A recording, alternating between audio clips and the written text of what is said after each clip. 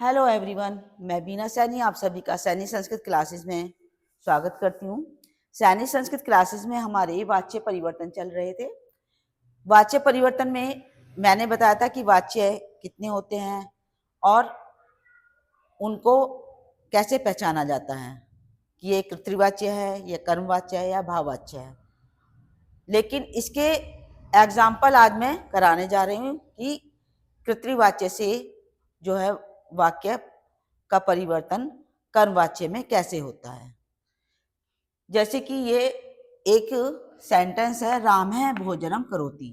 इसमें जो है इस वक्त राम जो है ये करता है जो कि प्रथमा विभक्ति का है। भोजनम कर्म है जो कि द्वितीय विभक्ति का है और क्रिया जो है वो राम के अनुसार प्रथम पुरुष एक वचन की है। राम भी प्रथम पुरुष एक वचन का है तो क्रिया भी प्रथम पुरुष एक वचन की है। यदि कर्ता हमारा मध्यम पुरुष एक वचन या द्विवचन या बहुवचन का होता तो हमारी क्रिया भी मध्यम पुरुष एक वचन या द्विवचन या फिर बहुवचन की होती। ठीक है, लेकिन जब हम इसको कर्मवाच्य में परिवर्तन करेंगे तो हमारा जो कर्ता है वो तृतीय विभक्ति का हो जाएगा। तृतीय विभक्ति का और कर्म जो है हमारा प्रथमा विभक्ति का हो जाएगा। कर्म प्रथमा विभक्ति का और क्रिया जो है हमारी कर्म के अनुसार चेंज हो जाएगी। कर्म के अनुसार अब कर्म क्या है हमारा प्रथमा, तो ये प्रथमा के अनुसार हमारी ये भी जो है उसी के अकॉर्डिंग चेंज हो जाएगी। अब जैसे ये यहाँ करोति है, लेकिन इसमें क्या होगा, मैंने एक वीडियो बनाई थी, डाली भी है, कि जो धातु के साथ यह जोड़ देते हैं तो फिर हमारी जो आत्मनेपदी जो रूप है वो स्टार्ट हो जाते हैं। जैसे करोति में यदि हम यह जोड़ देंगे तो हमारा हो जाएगा ये क्रियते। लिख धातु में यह जोड़ देंगे तो लिख्यते, यानी कि एते साउंड देता है वो। लिख्यते, क्रियते, गम्यते। ठीक है, तो अब इसको हम यदि कर्मवाच्य में इसको परिवर्तन करते हैं तो राम है, राम है का क्या हो जाएगा, रामेण। तृतीय विभक्ति एक वचन, रामेण। भोजनम तृतीय विभक्ति, अच्छा भोजनम प्रथमा विभक्ति, भोजन है।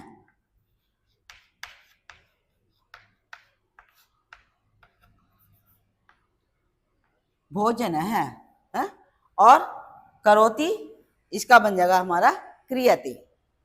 क्रियते, क्रियते,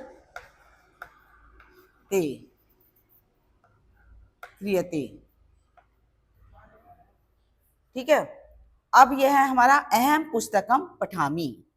तो अहम का हमारा हो जाएगा तृतीय विभक्ति मया। तृतीय विभक्ति मया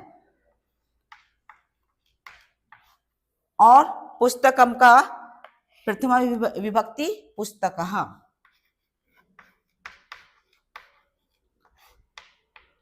और पठामि का हो जाएगा पठ्यते।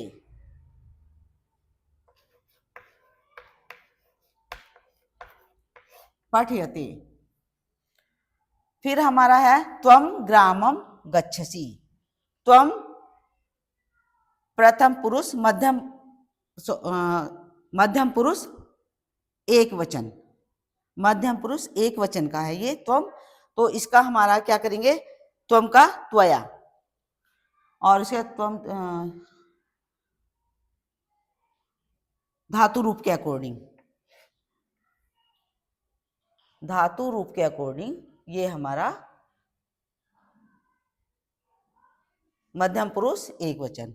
लेकिन जब हम त्वम के रूप चलाएंगे तो त्वम के रूप में जो है इसकी तृतीय विभक्ति होगी त्वया। त्वया। ग्रामम का प्रथमा विभक्ति ग्राम है और गच्छसि का बन जाएगा, एते जोड़ेंगे हम तो गम्यते।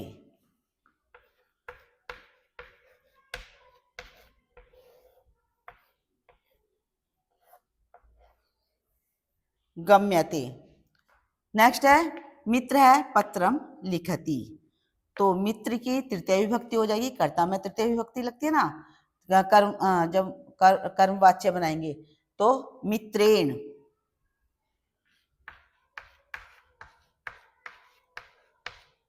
मित्रेण। पत्रम प्रथमा विभक्ति पत्रः, और लिखति का लिख्यते।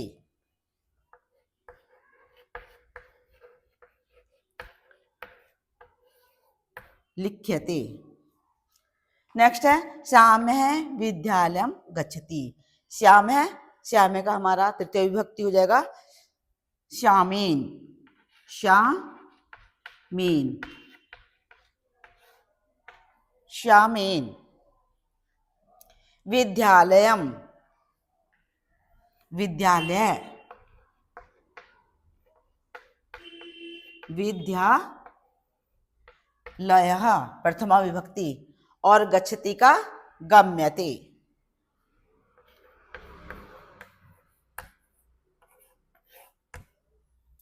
ठीक है, ये तो हमारा हो गया कर्तृवाच्य से कर्मवाच्य में परिवर्तन। लेकिन यदि हम भाववाच्य में परिवर्तन करेंगे तो क्या होगा? देखो, कर्मवाच्य में जो है कर्म प्रमुख होता है, यानी कि ये जो है सकर्मक होता है। ये इनका जो कर्म वाच्य का मेन पहचान क्या होती है कि इसमें कर्म जरूर होता है। ठीक है, तो ये सकर्मक क्रिया होती है। भाववाच्य अकर्मक क्रिया होती है, इसमें कर्म नहीं होता। ठीक है, कर्ता होता है और क्रिया होती है। ठीक है, तो कर्ता और क्रिया, इसमें कर्म नहीं होता। जैसे कर्ता है हमारा सा, हस्ती है हमारी क्रिया। ठीक है, तो सा को जो है, सा का हमारा यानी कि कर्ता जो है हमारा तृतीय विभक्ति बन जाएगी, तृतीय विभक्ति बन जाएगी। और जो क्रिया होगी वो प्रथमा में ही रहेगी, बट इसमें भी एते जुड़ जाएगा, यानी कि हस्यते, गम्यते, लिख्यते, पठ्यते, क्रियते। ठीक है, ये सब होगा, लेकिन बस मेन है कि इसमें कर्म नहीं होता और जो सब्जेक्ट होता है वो तृतीय विभक्ति में परिवर्तित हो जाता है। तो यहाँ पर हो जाएगा सा हस्ती, तो सा हस्ती का हो जाएगा तेन सा ते तहा, सा ते तहा, तो तया हो जाएगा तया, तया हसति हस्यते,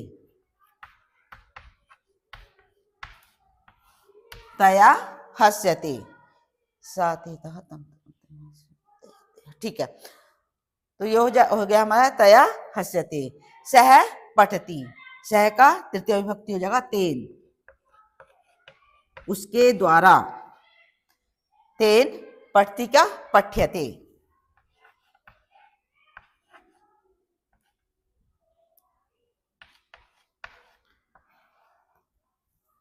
पठ्यते।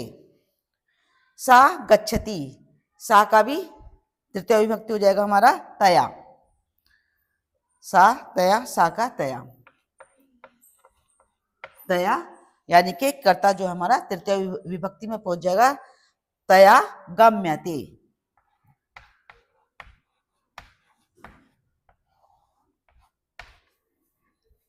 बालक है क्रीडति, प्रथमा विभक्ति, इसका तृतीय विभक्ति बन जाएगा तो बालकेन, बाल हाँ बालकेन,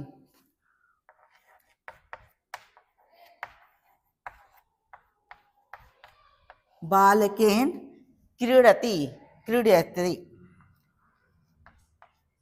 क्रीयते।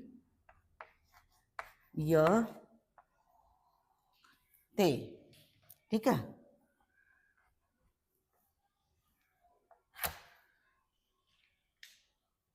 कर्मवाच्य में कर्ता जो है वो तृतीय विभक्ति में पहुंच जाएगा, कर्म प्रथम विभक्ति में, और क्रिया जो है कर्म के अनुसार बदल जाएगी। यानी कि प्रथमा है तो प्रथमा एक वचन ही इसका रहेगा और इसमें एते जुड़ जाएगा। करोति का क्रियते, पठामि का पठ्यते, गच्छति का गम्यते, लिखति का लिख्यते और गच्छति का गम्यते। और जो सब्जेक्ट है यानी कि कर्ता है वो तृतीया विभक्ति में पहुंच जाएगा। भाववाच्य में जो है कर्म नहीं होता है, जबकि कर्मवाच्य में कर्म कंपलसरी है होना, यानी कि उसमें कर्म होता ही होता है। और भाववाच्य में सब्जेक्ट यानी कि कर्ता और क्रिया दोनों होती हैं, जिसमें सब्जेक्ट जो है वो तृतीय विभक्ति में पहुंच जाता है और जो क्रिया होती है उसमें एते जोड़ देते हैं, तो उसका बन जाएगा हस्ति का हस्यते, पठति का पठ्यते, गच्छति का गम्यते, क्रीडति का क्रीड्यते। तो ये हमारा हो गया कर्तृवाच्य से कर्मवाच्य में परिवर्तन और भाववाच्य में परिवर्तन। ये तीनों चीजों का मैंने एक ही साथ वीडियो बना दिया है।